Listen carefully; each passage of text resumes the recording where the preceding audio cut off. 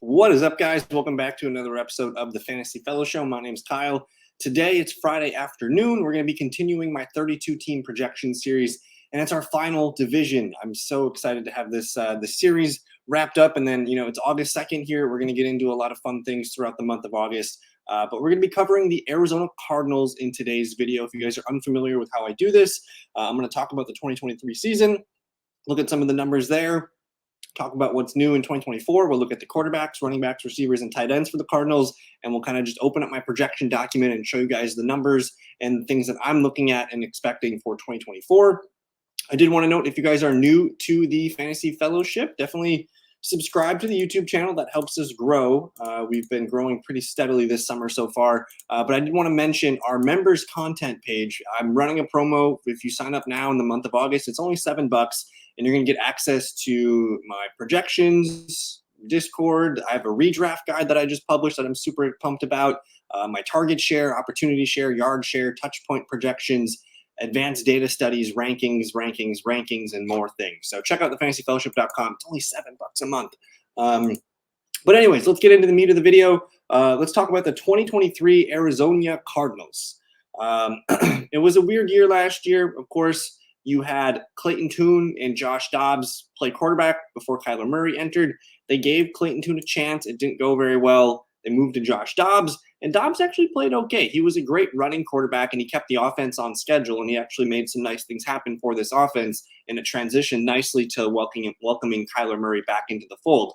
But as a whole last year, 355 completions on 555 passing attempts, roughly 64% completion. A lot of that was led by Kyler Murray.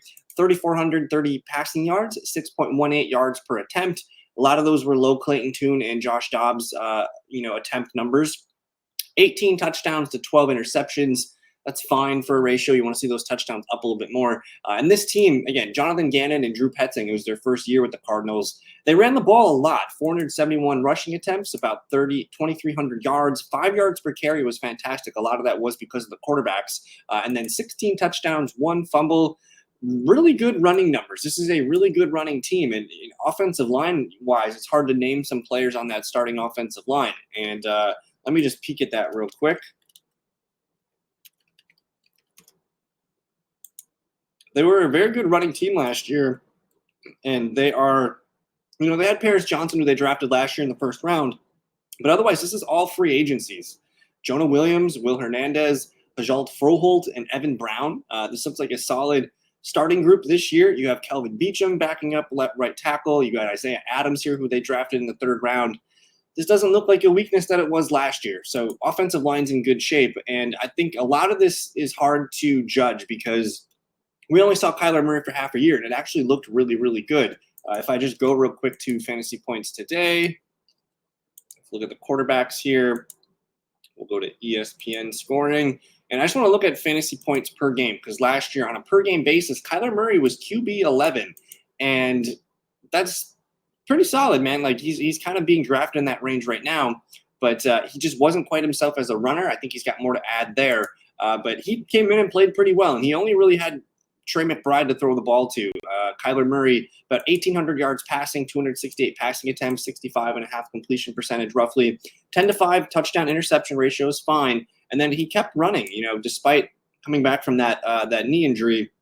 44 rushing attempts, 244 yards, and 3 touchdowns. James Conner was magnificent down the stretch. They really didn't have a competent back behind him, but honestly, Amari DiMercato played well in relief of James Conner. He had almost 4.9 yards per carry, a couple touchdowns. He was a competent receiving back.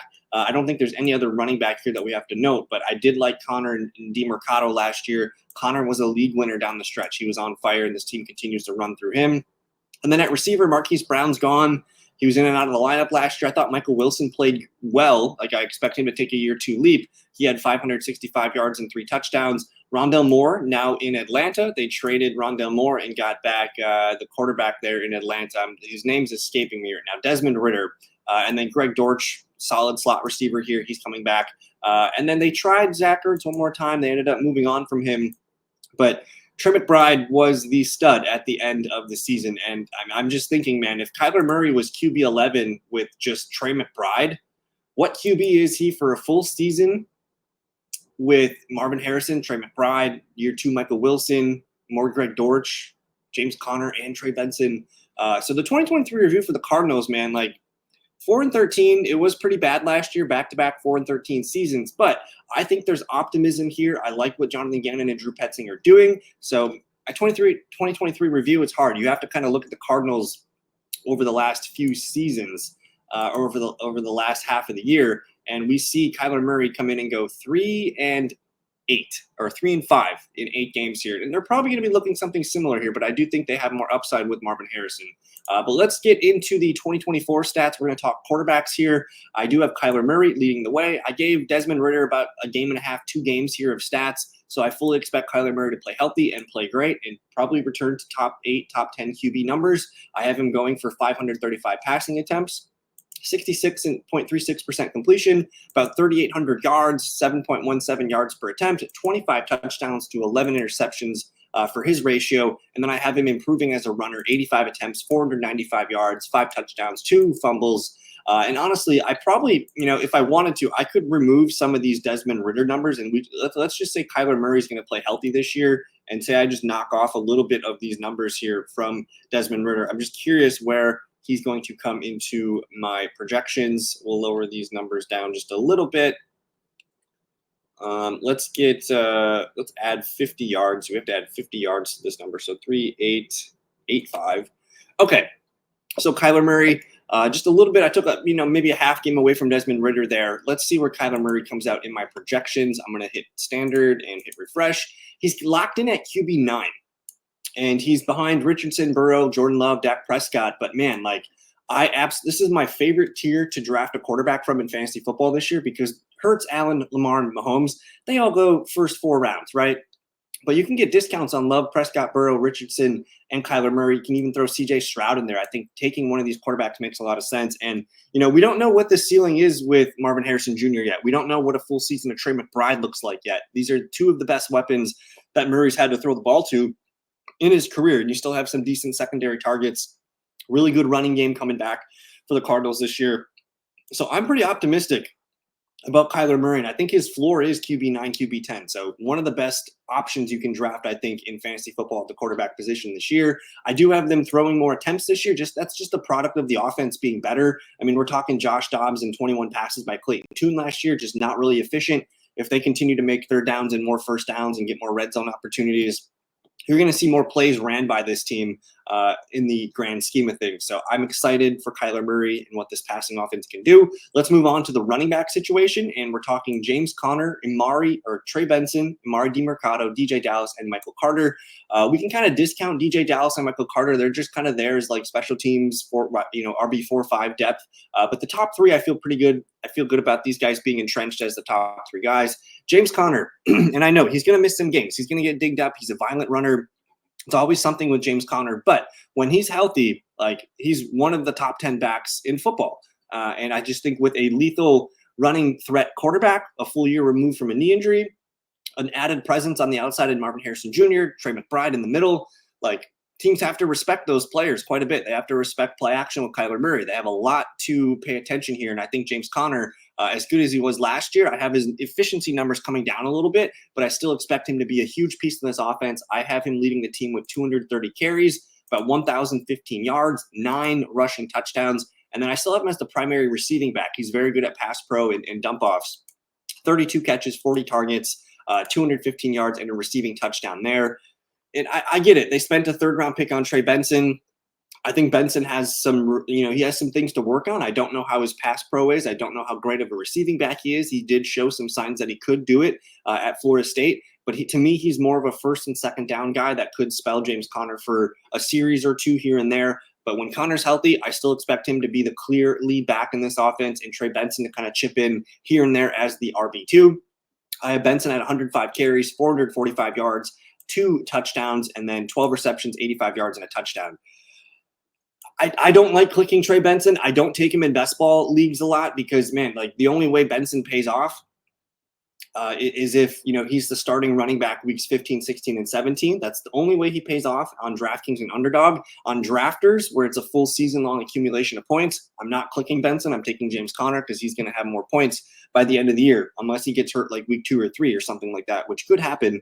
But I fully see James Conner holding this fort down and being the primary back. And then I still like Amari DiMercato. He was a running back that popped in some of the advanced metrics that I looked at. I think he's not going away. He's a good receiving back. He can pass pro, just kind of like a coach's guy. And I have him as the clear third back. DJ Dallas, Michael Carter, again, these guys are more special teams options for the Cardinals. So let's see where I have these Cardinals backs going in full PPR formats. I got James Conner at RB19. So like as optimistic as I am about him, that does, bake in a little bit of injury risk with him. I think when he's healthy though, like he'd be great as an RB2. If you want to grab one of your top 10 running backs and then just wait for, say I'm going to take James Conner and, Devin Singletary or DeAndre Swift, or, you can kind of piece together a competent guy to pair with James Conner to cover your RB2 spot all year. But I think he's the clear-cut RB1 on that team, and he's a good RB2 on our rosters any week that he's healthy.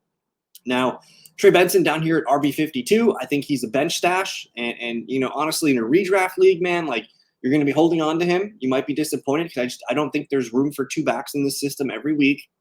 They traditionally like to go with 1 running back.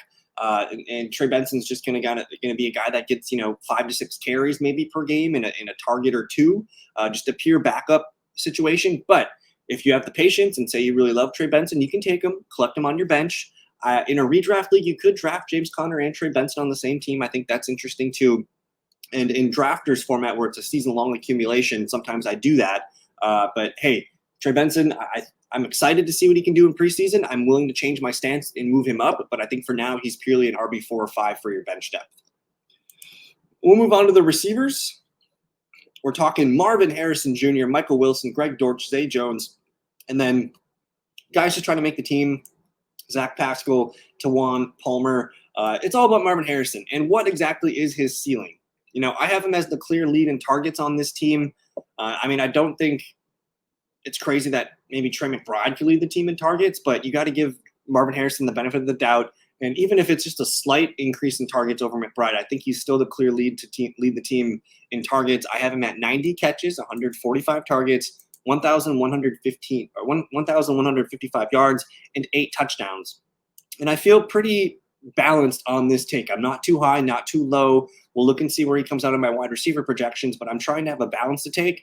I don't think I want to have Marvin Harrison as my wide receiver 1 on my fantasy depth chart. I think he's purely a wide receiver 2, and he couldn't finish as a top 10, top 12 wide receiver. But I think for the first year, you got to have expectations where, he's not going to be a top 5 guy. I think just with the presence of Trey McBride, it's going to be hard for Harrison to get there unless he just goes nuts with touchdowns or big plays or something like that. So I think being safe, projecting him as like wide receiver 12 in that range, I think makes a lot of sense. And then Michael Wilson, man, he's going to be on the field a lot. He's a big presence in the red zone. He's a good blocking wide receiver. I have him at 55 receptions, 85 targets, 755 yards, and 5 touchdowns. I have him as the clear wide receiver 2 in this offense, and I don't think he's going to leave the field very much. The guys that will rotate in will be Greg Dortch and Zay Jones. I think Greg Dortch has been having a really good training camp, and he's going to be the primary slot receiver for this team. He also gets a little bit of carries here and there. But 40 catches, 60 targets, 405 yards, and 2 TDs for Greg Dortch. It sounds like Michael Wilson's he's just outplaying Zay Jones, and he's kind of locked into the top 3 wide receiver rotation. You're going to see Zay Jones wrinkle in here and there. He's a quality veteran. Hopefully we're not talking about Zay Jones in fantasy football this year. If we have to talk about him on the waiver wire, we'll get there. But that's going to require an injury to Wilson or Dortch, and hopefully not MHJ.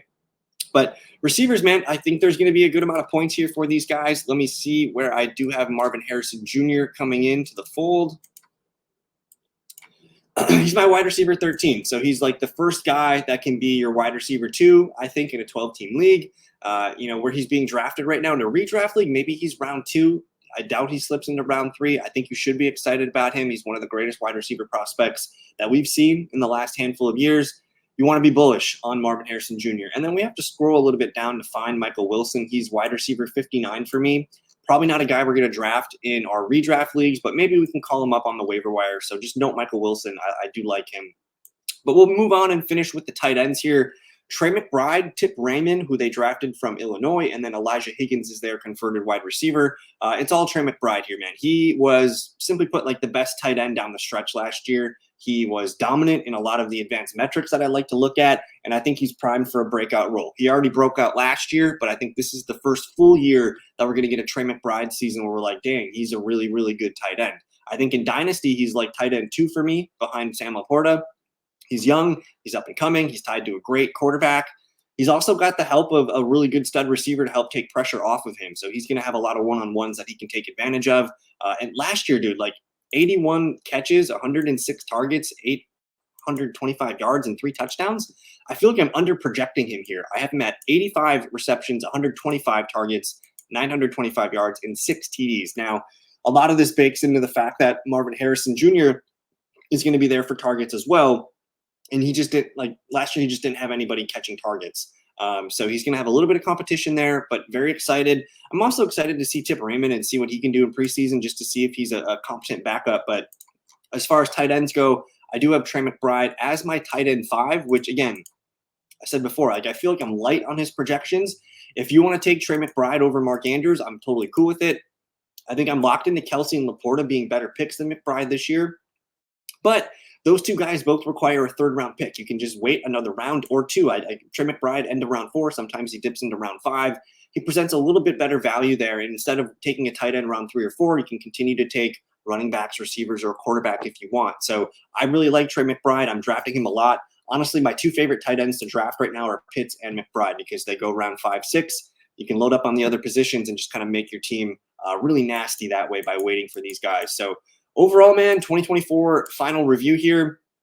Cardinals are going to be a good offense, man. I still think they have a ways to go on defense, but they're going to run the ball well. They have 2 fantastic targets, and they have a couple decent complementary targets that I think could be of use for us. But you know what? They're in a tough division. Rams, 49ers, very good teams. Seahawks are going to be kind of middle of the road as well. I think they're still probably the 3rd or 4th best team in this division, and they have a tough schedule this year. I think, for them to go 4-13 last year, we saw Kyler Murray go 3-5 as a starter. If you extrapolate that out, maybe 6, 7, 8 wins for this team. I would be shocked if they go 9-10 wins, but that's definitely within the realm of possibilities if they stay healthy and other teams get hurt. So I think the upside is 9-10 wins, probably 8 wins. I'm going to go 8-9, 7-10. That's probably where I'm projecting the Cardinals this year. But make them a part of your plan, man. Kyler Murray's dirt cheap. For quarterbacks, I think he's a top 5 upside play. You can get him as QB 10 off the board sometimes, QB 8, 9, 10 in that range. And then, if you want to pay up for Marvin Harrison Jr., you can totally do that.